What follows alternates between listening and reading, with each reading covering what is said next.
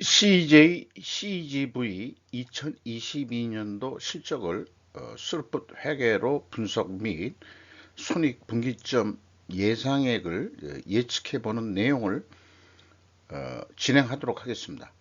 매출은 2022년도에 115%가 증가했고요. 영업 손실 93%가 개선이 됐습니다. 구독, 좋아요는 제게 큰 힘이 되겠고요. 필요하시면 1.5 배속을 보시기 바랍니다. 먼저 원가회계 손익으로서 이 틀은 제조업의 그 손익계산서 틀을 그냥 이용해서 소개를 하도록 하겠습니다. 팬데믹 3년 동안에 그 영화관이 다들 그 매우 저조했는데 2022년도에 좀 크게 개선이 됐습니다. 매출은 7천억 원대로서 이 전년도보다 115%가 증가했고요.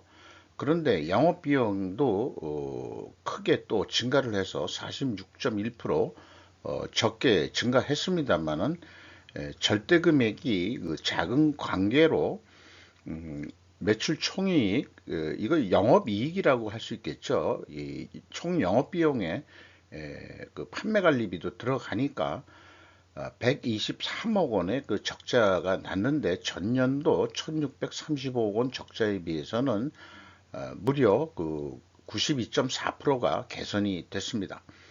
이것이 이제 그 이 원가 회계식으로 표현한 결산 내용이 되겠습니다. 매년 조금씩 그 이 개선이 됐는데 그 매출액과 그 다음에 그 손실액이 그 줄어드는 것이 올해 아마 흑자가 좀 되기를 희망을 합니다. 제가 그 며칠 전에 CJ CGV에 가서 조닉 4를 아들놈하고 봤어요. 아들놈도 나이가 꽤 많은데 같이 갈 여자가 없는 모양이에요. 안타까운 현실입니다. 요즘에. 그렇습니다만 스루풋 회계식으로 표현을 해 봤습니다. 그 스루풋은 매출에 비례하는 매출 변동비가 로 하죠. 그래서 매출 변동비를 뭘로 받느냐 하는 것은 운영비용 쪽에서 좀 말씀을 드리기로 하고요.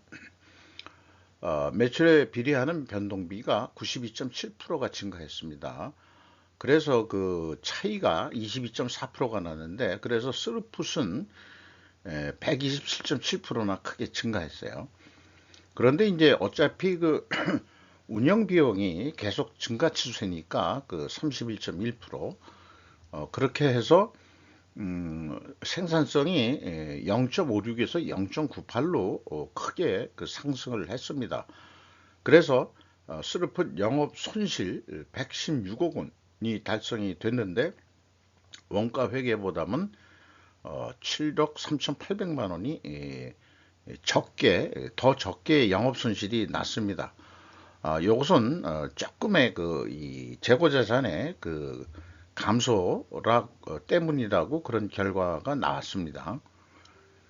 재고 자산이 있습니다만은 영화가 상품 재고 자산일 리는 없고요. 영화는 어떤 그 무형의 성격이겠죠. 그런데 여기에 있는 상품이 10억 8,300만 원이 감소했는데 스루풋은 이 상품만을 기준으로 했습니다.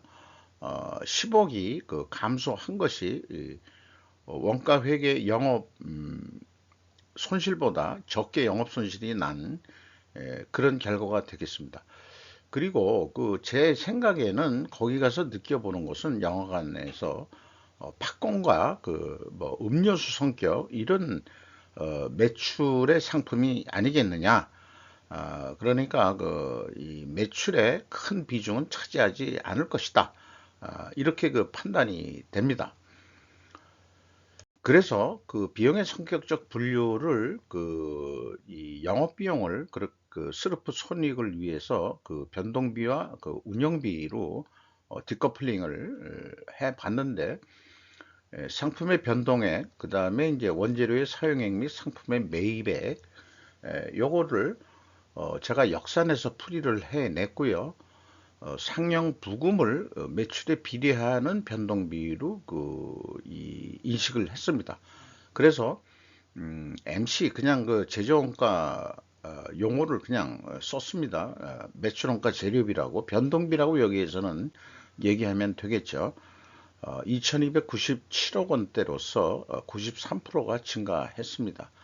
운영비용은 31.1%가 증가했고요. 판관비가 없습니다. 전체 영업비용에서 그 분리를 해낸 거니까요. 그래서 운영비용이 68% 선을 차지하는데 전체 그 영업비용 중에서 그 금액상으로는 증가했습니다만 전체 그 총 영업비용에서 차지 7.7%가 감소했고요. 그 다음에 여기서 그 재료비라고 했지만은 크게 차지하는 게 이제 상영 부금이니까 상영 부금이 부금도 한 7.7% 부금 단가가 좀 올라가지 않았느냐 이렇게 봅니다.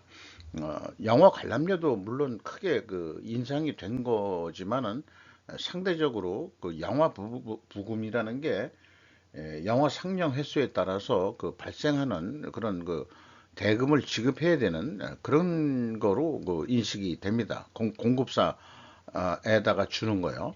옛날에 언뜻 한번 해봤을 때는 무슨 영화 지능 기금 뭐 이런 거 뭐 다 있는데 그런 거는 요즘에 다 생략이 되는 모양입니다. 자, 이렇게 이제 그 분석을 해낸 거죠. 그리고 뭐 사실 그 재고자산 회계 투명성은 큰 의미는 없겠어요. 이것도 제가 다 맞춰놓은 수치니까 의미가 없고 현금 흐름표 기준에서 전체 재고자산의 그 증가액을 현금식으로 읽어보면은 현금이 13억 8천만 원이 나갔는데 그러면은 재고가 13억 8천만 원이 증가해야 되는데 4억 9천3백만 원뿐이 증가를 안 했어요. 그러면 8억 8천6백만 원의 돈이 어디로 갔느냐? 그러면은 그게 뭐 장사가 안 됐든 어떻든지 간에 평가 손실을 그 8억 8천6백만 원이나 잡았습니다. 전년도에도 그 정도 수준이었고 2020년도에는 좀 작았는데 이런 평가 손실은 매출이 그만큼 많이 되고 그다음에 이제 관람객이 많을 경우에는 그 팝콘이라든지 음료수 뭐 이런 판매량도 좀 있는데 잘 안 팔리니까 그 어떤 뭐라 그럴까요? 그 상품이 이 식품성이니까 말하자면 그 신선도 뭐 등등으로 해가지고 이렇게 이 평가 손실을 많이 잡는 모양입니다. 어쨌든 평가 손실을 잡아가지고 맞췄습니다. 맞춰져 있습니다. 운영 비용 중에서 인건비가 954억 원이 집행이 됐는데 이게 전년도보다 32.9%가 증가했어요. 그런데 이제 2020년도는 848억 원으로서 2021년도에 이렇게 줄었으면은 직원 수가 크게 감소했었나? 이런 생각을 해보게 되는데 딱이나 이 CJ, CGV는 그런 것 같지가 않습니다. 직원 수를 보면은 2021년 2년 말에 4,500명의 선이었고 2021년도에는 3,558명, 그 다음에 2020년도에는 2,800명.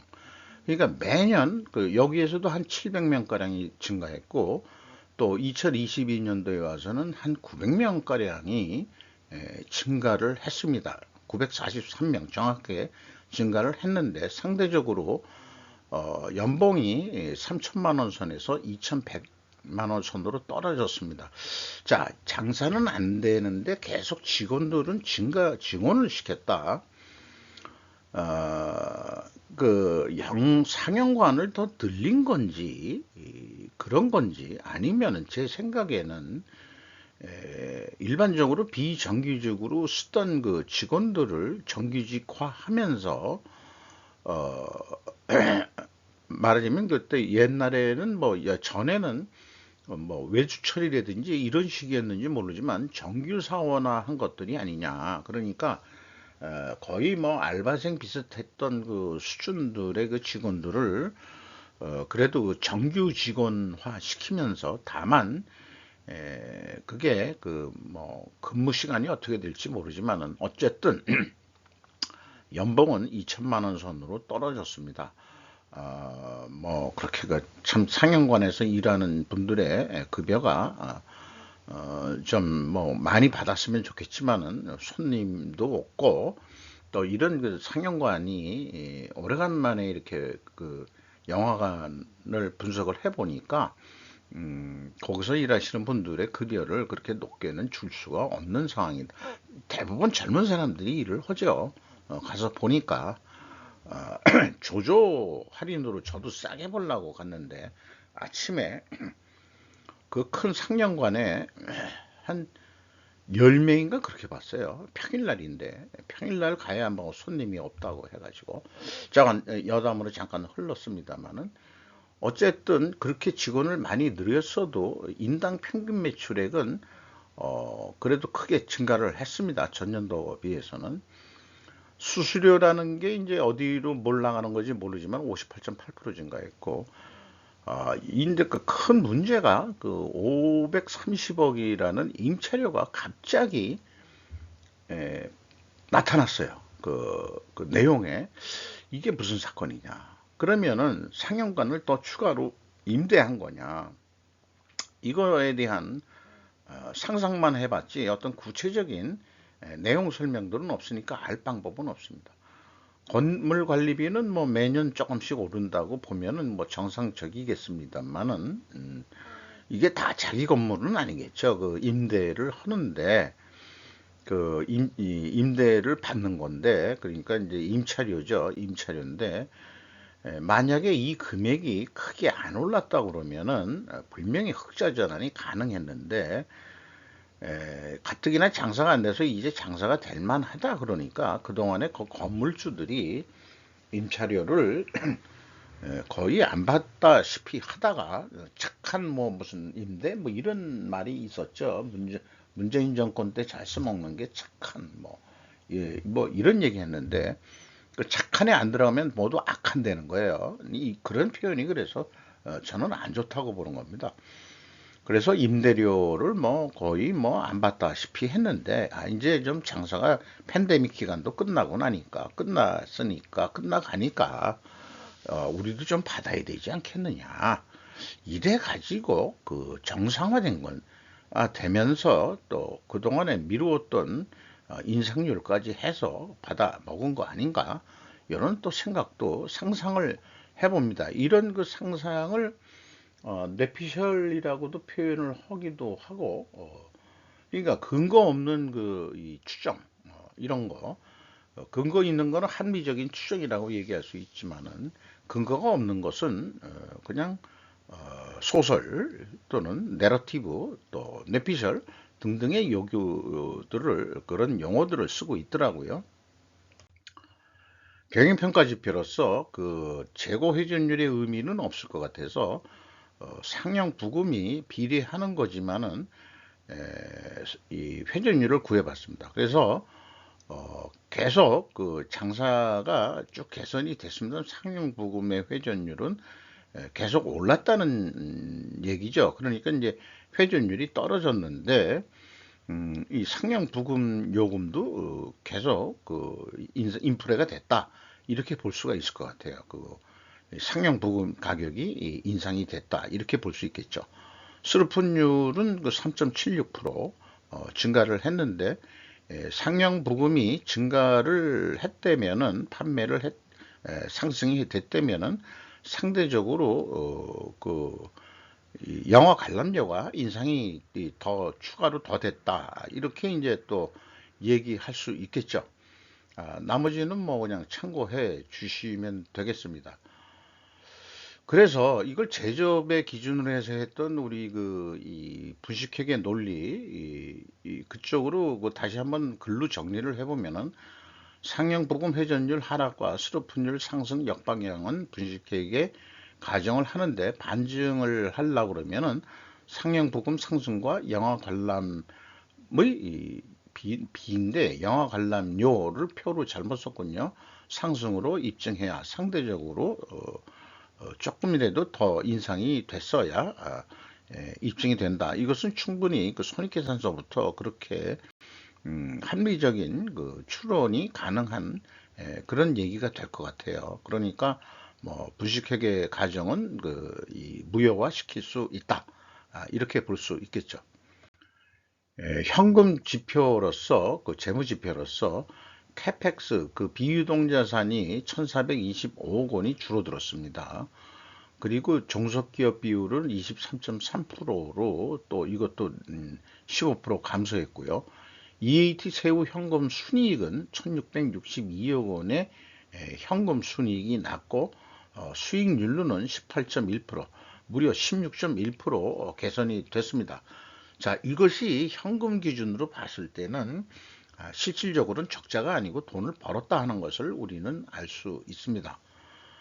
채권자한테 1943억 원을 갚았어요. 그래서 레버리지율이 55.8%에서 38%로 크게 떨어졌습니다. 2020년도에 64.5%였던 것이 38%도 크게 떨어졌는데 돈을 못 벌면서도 어떻게 이렇게 그 이자 부채 레버리지를 내릴 수 있었느냐 하는 것은 주주잉여 현금 흐름을 보면은 계속해서 여기 마이너스로 표현되는 겁니다만은 이거는 주주 입장에서 봐서는 계속 회사에 돈을 유상증자를 하고 있다는 것을 그 얘기를 하는 겁니다. 2020년도에 4,900억 원의 돈을 밀어넣고 그 다음에 2021년도에는 3,697억 원의 이 자금을 다시 밀어넣고 그 다음에 2022년도에는 조금 이제 줄여서 2,914억 원의 그 자본을 밀어넣습니다. 그것이 이제 비율이 되겠고요. 그 다음에 최종 293억 원의 현금이 유출이 됐다. 이렇게 얘기할 수 있겠습니다. 현금 버퍼율은 넉넉히 좀 가지고 있고요. 그 결성금률이 계속 줄어들고 있는 것은 좋은 신호라고 볼 수 있겠습니다. 그래서 주주잉여 현금 흐름을 좀 보면은 2021년도에 그 683억 원의 그 기업 사업 결합이라는 게 있었고 신종 자본증권 이자가 나가는 게 있고 그 다음에 이제 그 아까 그 유상증자라고 했지만 신종 자본증권 부채 비율이 높으니까 이것도 결국은 이 사채 성격이지만은 그게 사채라고 안 그러고 이 배당률을 말하자면은 그 보장하는 선에서 발행하는 신종 그런 자본증권으로 해서 자본으로 인식할 수 있는 그런 것 모양입니다. 그것이 이제 계속 발행이 됐죠. 그 다음에 상환 일부도 갖고 그 짧은 거 같습니다. 그 신종 자본증권이 그 기간이 그래서 상환도 하고 그 다음에 유상증자가 그 2020년도에도 있었고 그 다음에 2022년도에도 유상증자가 있었습니다. 그러니까 자본의 증가, 자본증권 발행과 그 다음에 그 유상증자 등으로 인해서 계속 이 자본을 증가시키면서 빚을 갚아 나갔다 이렇게 볼 수 있겠죠. 이런 것들이 다 생존의 몸부림이다 라고 이렇게 볼 수 있을 것 같아요. 그래서 적자가 계속 줄어드는 상태에서 2023년도 손익분기점을 한번 예측을 해보면은 1조 500억 원 정도를 하면은 뭐 거의 이 손익분기점 이 수준이 되지 않겠느냐 이렇게 봐집니다. 진짜 그래서 조금 더 흑자를 낸다고 한다면은 영화 관람 수요가 조금 2022년 그 하반기에 더 많이 좀 증가를 해서 히트작들이 나와가지고 한 7% 정도 매출액을 더 올릴 수 있다면은 한 329억까지는 흑자를 낼 수 있지 않겠냐 이렇게 봐집니다. 그리고 상품도 사실상 조금은 영향을 받기 때문에 재고를 마이너스 15%로 줄인다면은 이게 좀 뭐 약간 모순된 얘기지만은 이 원가 회계의 문제점을 이게 상품을 주종으로 했을 때 얘기니까 요거는 어울리지 않는 예측이다 이렇게 봐서 요거는 제가 이렇게 꼬리를 접습니다. 이것은 정확한 예측이 될 수가 없다. 하지만은 이 1조 원대를 넘으면은 손익분기점이 나오게 될 텐데 7천억 정도 했던 그 시점에서 한 3천억 정도를 과연 이 영화 수요가 그만큼 늘지 매우 궁금해지긴 합니다. 팬데믹도 끝났고 관람객 수요들이 많이 늘어날 것 같긴 하지만은 여전히 아직까지는 크게 영화관이 활성화가 되는 것 같진 않습니다.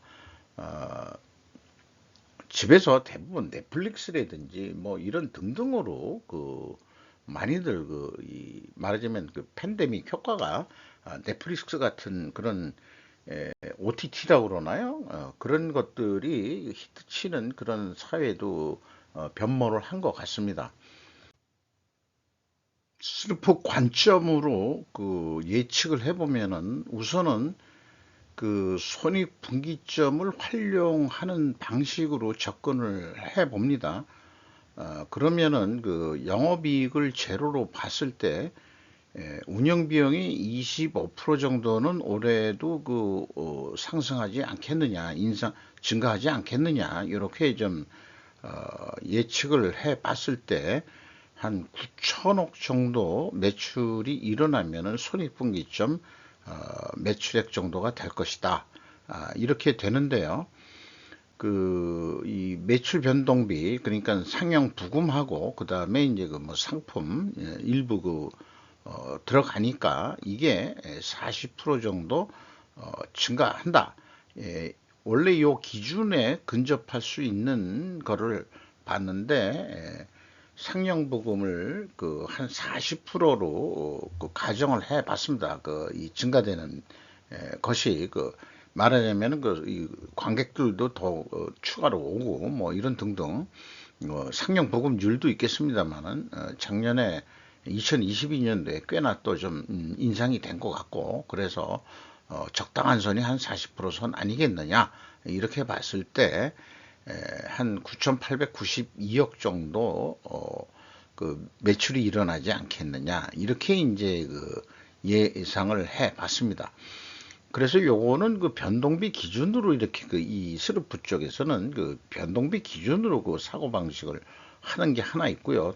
운영 비용으로 하는 두 가지 방법을 하고 있습니다. 요것이 이제 뭐 다 똑같게 나올 수가 없어요. 운영 비용 기준으로 하느냐, 스루프 기준으로 하지만은 요거를 좀 나름대로 계획할 때 조율을 좀 해보는 거죠. 그래서 이 계획된 9,892억 원대의 매출액을 제안을 해서 요거를 영화 관람료라고 그냥 상징적으로 비유를 해보죠. 어, 원가 회계 쪽은 10,000원 돈이 좀 넘는데 1,500원인가 이렇게 되는데 9,500원 정도 받아도 우리가 손익분기점은 될 것 같이다. 이렇게 되면은 영업이익이 그래도 17,800원 남는 거로 이렇게 됩니다. 여기에다가 상영부금 회전율을 올린다는 것은 결국은 어쨌든 이 관객 수가 좀 증가한다는 거죠. 0.6% 정도만 증분을 시켜도 뭐 약간의 이 매출 증가가 생기면서 한 213억 정도 이익을 낼 수 있지 않겠냐. 그러면 스루프 관점에서는 원가 회계 쪽에서는 이거를 그냥 1,500원짜리 입장료 영화 관람료로 하더라도 한 9,500원 정도 1,000원 싸게 해서라도 영업 이익을 낼 수 있다 이렇게 예측을 해 봅니다. 스루프 쪽이 조금 저는 더 현실적이고 리즈너블한 그런 접근이다 저는 그렇게 주장을 하는 바입니다. 주가를 보면은 16,950원에서 15,290원, 1,660원이 하락을 했습니다. 액면 가격보다 장부 가격보다 또한 128% 정전에 174%였는데 그래도 그 100% 이하는 아니고 100% 이상으로 주가는 유지하고 있습니다. CJ가 48.51%를 가지고 있고 외국인이 5.65% 지분을 가지고 있습니다. 이상 마치도록 하겠습니다.